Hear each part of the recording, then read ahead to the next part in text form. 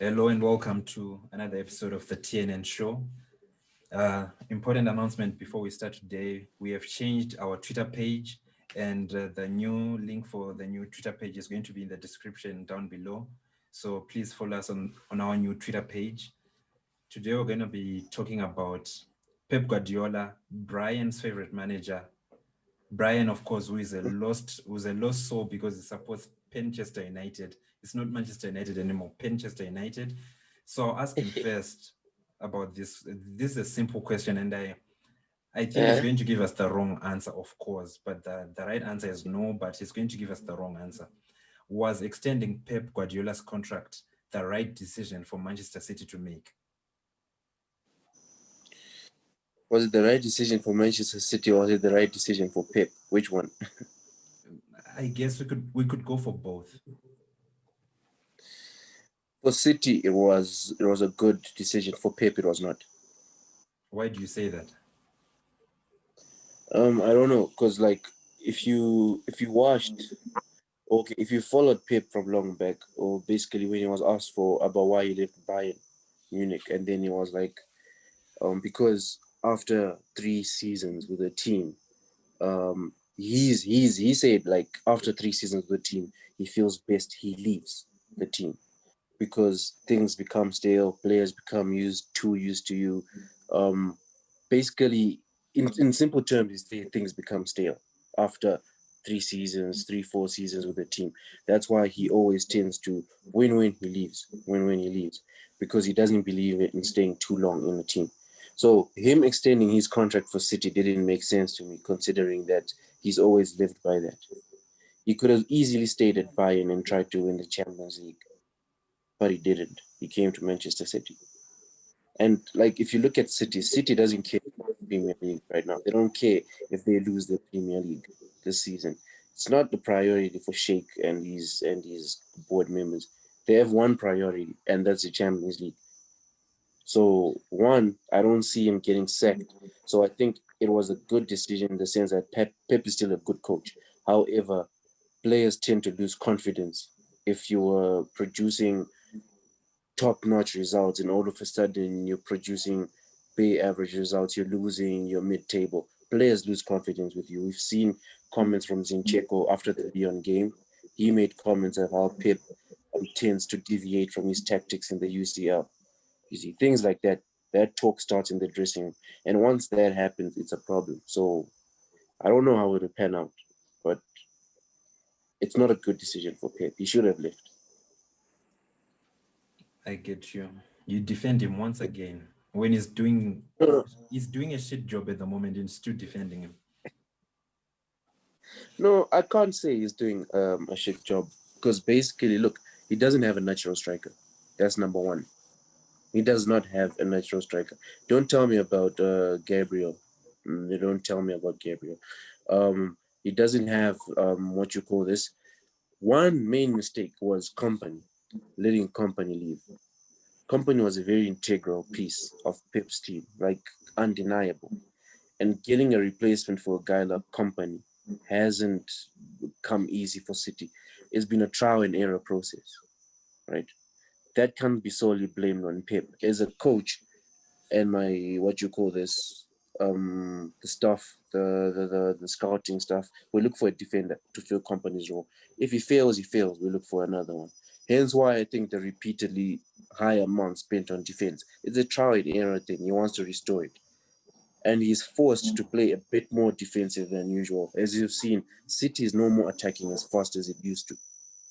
And if you watch the Tottenham game, Mourinho used that to his advantage. He blocked that whole middle. There are two options, wings only their wingers, and they couldn't get him. Simple. That was all bus puff. I hear you.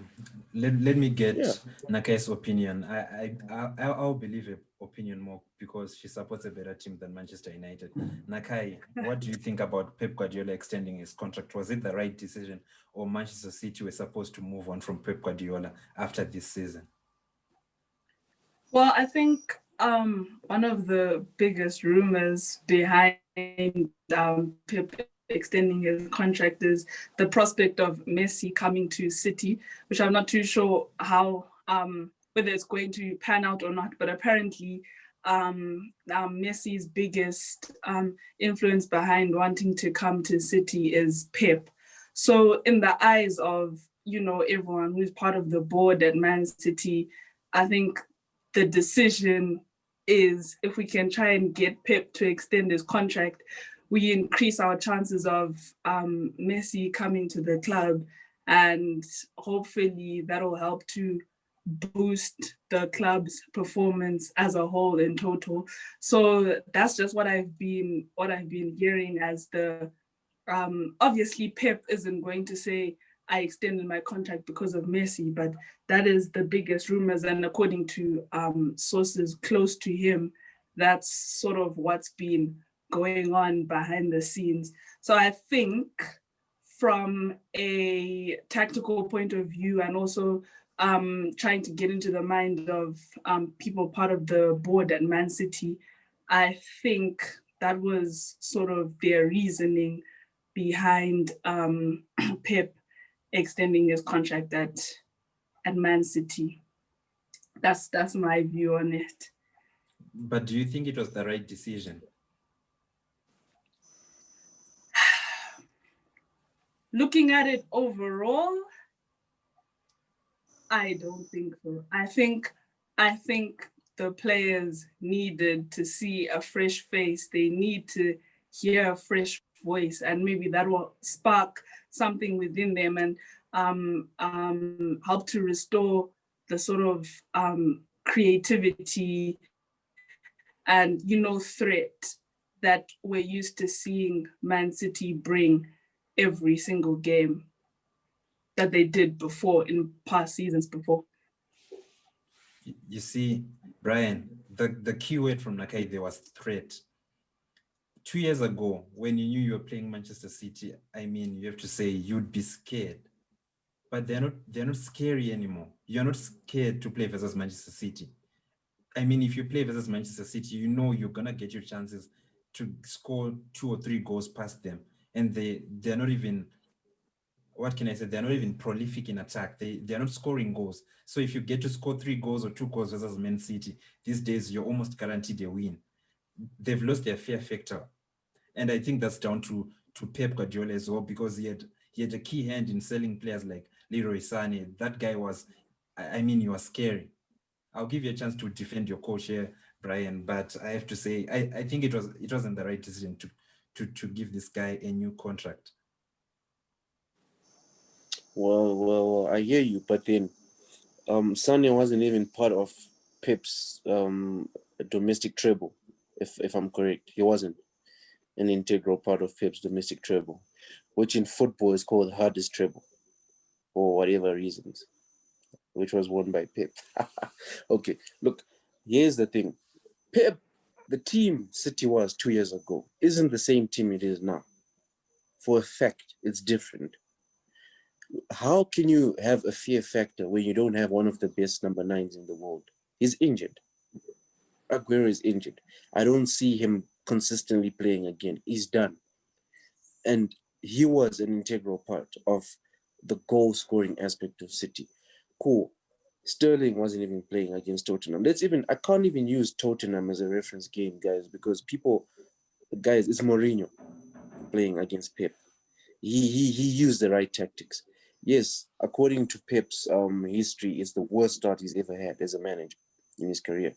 City is not scoring any goals, but I'd still like to believe that the cause of that is because they don't have a natural striker, 1. And 2, I believe that there's loss of confidence in Pep by players. That's what I would like to believe. I believe that there was a rumor at some point, but I do believe that is happening. Like, I don't think the players are as confident in his tactics anymore. So executing for him to execute the previous City is going to be different. He has to alter his tactics. And and if you looked at it, City is not attacking as fast as it used to. I don't know if you noticed that. I get everything you're saying, but I'll come to Nakai once again for looking at what you said, because you said Aguero, maybe his injury problems is not going to play consistently again. I mean, if this guy was as good a manager as people say he is, he was like a Fergie type of manager, why didn't he scout a striker to come to City so that they can have a striker who's going to play consistently when Aguero is injured. Or if he was as good okay, no, sorry. If the players have lost confidence in him, then as a club, why do you keep a guy, where there's talk around the players, where the players aren't really believing in this guy anymore? Because you can't listen to players. If you listen to players, you're not going anywhere as a club. If the players don't feel confident in the coach, you feel free to go. You can't be basing every move as a board based on players, because they'll toy around with you. They are also human beings. They also have feelings. Note that negative comments usually come from people who don't get game time from Pep. The only thing I can criticize Pep for, and which I don't understand, is Phil Foden not starting. It doesn't make sense to me at this point. Why Phil Foden? He's proven himself over and over again. I don't get why he's not starting. I feel like Phil Foden in that midfield would be a way. I think he would actually create more threat and better passages of play for his team to actually score more goals. So, in terms of the board keeping Pep, I understand why they would do that. And how do you, as a manager, solve this problem? Last season, you had problems defensively, right? Your team was scoring goals. Um, I reinforced my defense. Then that season, unfortunately, my striker is injured. I don't have firepower. My defense is a bit better than it used to be, but then my strike force is weak. So next transfer window will come. They're gonna give him money. He's gonna get a striker. If City had a player like Joao Felix, do you think they would be in this position?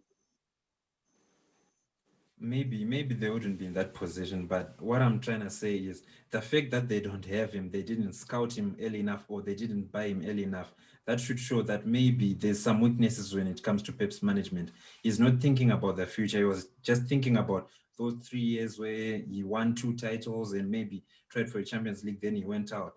And I think he's done at Manchester City. I don't know. I would like to ask Nakai who she thinks should be the next Manchester City manager, because honestly, I don't see a future with Pep Guardiola. I just wanted to quickly add to the thing about, he's missing players and he's missing his key players. I think that's like the easy way out as an excuse to try and make up for why you didn't perform well, because we can see that, look at Liverpool, their game against Leicester. They didn't have their key defenders at all, but Leicester couldn't even score one goal, and they kept a clean sheet. So I think that's sort of that excuse of, they're missing their key players and all of that. It's looking for the easy way out instead of actually addressing the main issue at the club. If there's a main issue, it needs to be addressed, not to use your key as an excuse for you not playing well, because it's impossible for you to rely. Yes, you have your top players, but it's impossible for you to rely on them. And as like you were saying, if you have to plan these things in the future and in advance, because if you see, okay, we have our top guys, what happens when I can't play them when they get injured? That's when you now have to scout and look for the people who you think can best fill in those gaps in the times that you need them. So I think that's just a key issue really. As for the next manager, I'm not too sure. I think it has to be a manager from outside. Like, I feel like they need a low key but deadly manager. That's what they need, I think, in my opinion. Look, in terms of Liverpool, one, people can say Liverpool is missing its key players, but from day number one, I've been mentioning that Van Dijk is a problem. Liverpool without Van Dijk is tight at the back, love it or not. Van Dijk had a good season. That's all. He had one good season. Van Dijk is a problem. He has had how many goals leading to error this season? Him not being there for me is not really a major factor. However, I can agree. Maybe if you tell me Salah and the rest, that I can agree. Salah, Trent is also having a terrible season. But then, okay, let me not get into Liverpool because Sinasha will start getting biased again. But I get what you mean. Like, you should be able to play without key players like what Liverpool did. Kudos to them. But then what you should understand, guys, is that every manager is different. It's, for example, why you can't ever compare Fergie with any other manager, probably besides Bielsa, is because um, Fergie could use whatever resources he has at hand, and then he could also scout for resources that aren't as extravagant, and then turn them into extravagant resources. Um, I don't. It's the same way people criticize Pep. He only goes for teams that are well built. He only goes for finished players. That's his style as a coach. If I, as a coach, can only work with A-grade players, it's my style. And if teams that can afford it are hiring me, it's okay. So I feel like, yes, it does sound like an easy way out, but however, for a manager like Pep, who's used to having A-class players, it is an integral part for him to have each and every player of his. Pep is not a player who uses average players to win games. Correct me if I'm wrong. I'll correct you by saying he's not as good a manager. Okay, we have to move on from this topic. I think I've given you plenty of chance to defend your favorite manager. I'll ask Nakai this question Yeah. before I come to you, Brian. I'll ask Nakai, do you think Manchester City can still win the title? I don't think it's likely. I do not think it's likely that Man City are going to win the title at all, and that's my position, and I'm sticking by it. And Brian? They can win the title. I'm giving them a top 2 spot in the league. I actually think they won't win the title. I will give Manchester United a better chance than Manchester City to win the title this season. Well, United is still in the building phase, so I'm not even looking towards winning a title at all. I'm looking at my coach. I'm backing my coach 100%. He's still building a team, and I like that. Criticize Ole all you want, guys. Even some Manchester United fans can criticize him. I'm sure you've seen me take a lot of stick for defending Ole, but for me, I think we're still building something. For the league, I don't think that talk should even be talk at Old Trafford about winning the league. No. Exactly. You see how We still bad got... Manchester United are this year. You're not winning the league this year, but I still think No. you've got a better chance than Manchester City this year. Let's leave it at that. No way. No ways. No way. Guys, look. Okay. What people forget is we haven't reached game week 10 yet, right? We've had seasons. Arsenal has led the table till January. Do you remember? I think January. Leicester has done the same. I think till December, end of December. Liverpool's strongest team, in my opinion, is between 2013-14 and 17-18. 17-18 is my choice. I don't know if you agree. But City came from 9 points. City came from 9 points. And listen to this. They drew with Liverpool, right? The first game, right? They drew with Liverpool. And as a coach, you know that it's important to draw or win against your major challenger, correct? That's how Conte lost the league. He failed to do that. If City manage another draw or win against Liverpool, they have a very good chance of getting the league. I'm still going. It's too early to judge, guys. Tottenham, it's not like Mourinho. It's not like Tottenham is a weak team. Forget that mentality. This is a different Tottenham you're looking at. Don't worry, Way different Tottenham. we'll revisit this topic when Chelsea beats Manchester City 3-0 at the Etihad Stadium sometime in the coming future. Then you talk about your Pep Guardiola and all his bull crap and everything. So let's look forward to the game of the weekend, the coming weekend, previewing the title match. I think it might be won or lost here. Chelsea are playing Tottenham at Stamford Bridge. I'll give Nakai first chance to go and give us a predictions, and if our Chelsea team can win this match, to give us more confidence to go and win the title, and beat small teams like Manchester United and Manchester City along the way. Well, I think definitely winning against Tottenham will give us a major confidence boost. I do think that if Tottenham play the way they played with Man City, I do think it's going to be a tough game for Chelsea. I see it as a tough game, but I think my prediction is a draw. A draw or Chelsea wins narrowly. But I think most probably a draw, because Chelsea have also been in good form recently. They also won their game this past weekend with Newcastle. Although it wasn't a spectacular performance, it's still a win nonetheless. So I do think it is going to be a tough London derby. So I'm keen to watch how it plays out, actually. I'll give the platform to Brian so that you can at least give some praise to Chelsea as well. I know how much he hates Chelsea. He hates Chelsea more than any other team in the world. You're actually wrong. Chelsea is not my worst rival. You're actually wrong. I just hate it, but I don't saw my worst rival.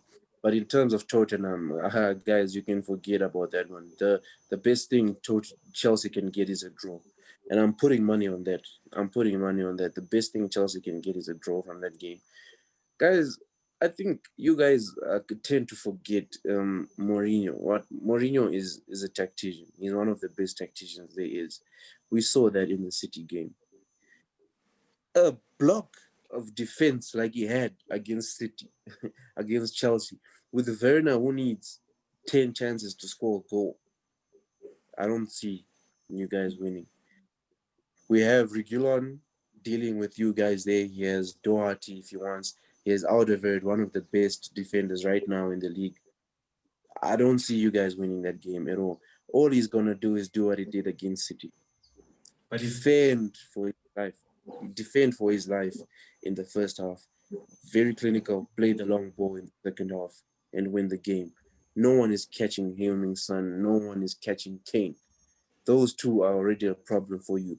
Okay, how, as Chelsea supporters, I would personally like, after you give your opinion, I would personally like to know how you think your coach is going to deal with Pep's highly defensive nature, playing a long ball with a very fast winger and one of it's when the world class number 9. I just want to know how you think you're going to deal with that. I'll give Nakai first chance to answer your question.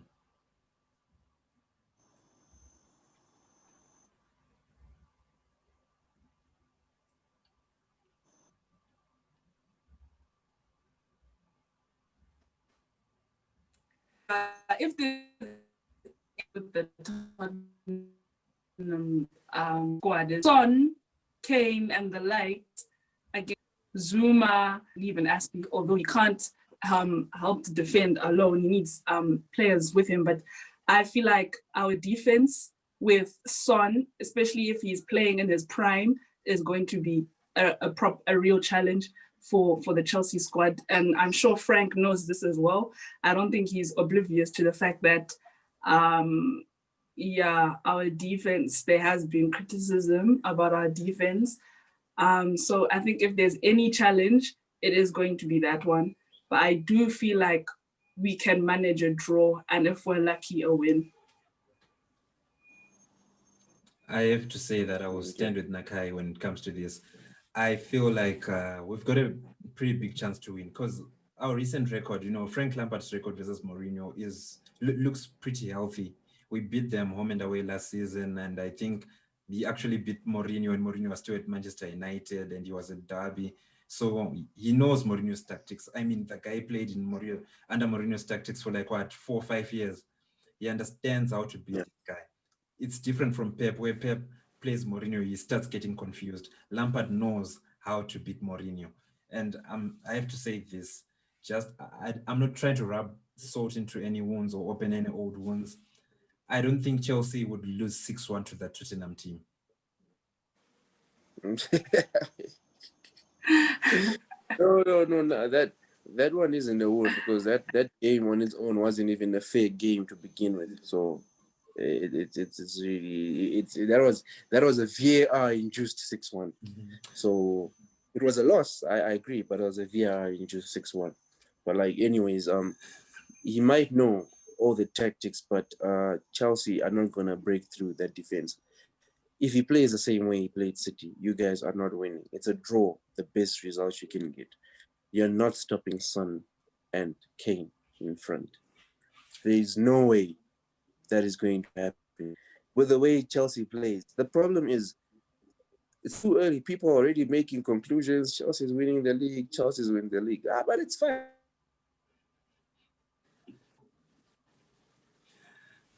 You're a Chelsea hater. That's all I will say. Brian is a Chelsea hater.